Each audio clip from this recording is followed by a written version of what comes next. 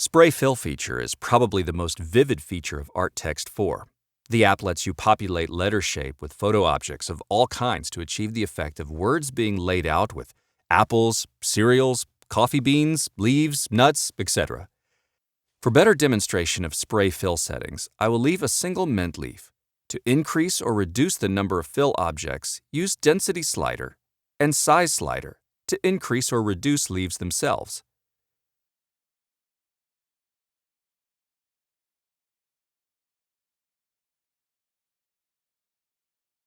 Randomize section helps to achieve maximum discrepancy in size, position, and rotation of fill objects.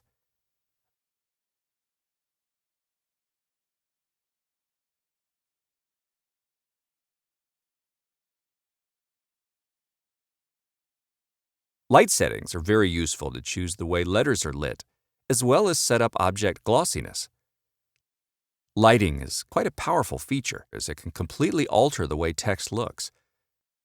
Try to change ambient, diffuse, and specular colors, and you'll notice significant text color changes.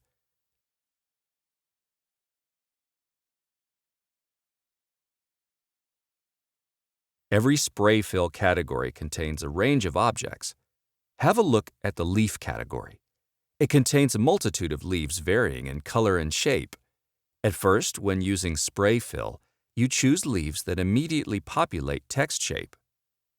A distribution map is quite an outstanding feature within spray fill. It arranges leaves in a particular way.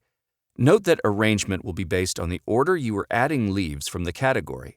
If you select Shape-based option, leaves will be distributed from the edge to the center, while Texture option will distribute leaves based on mask.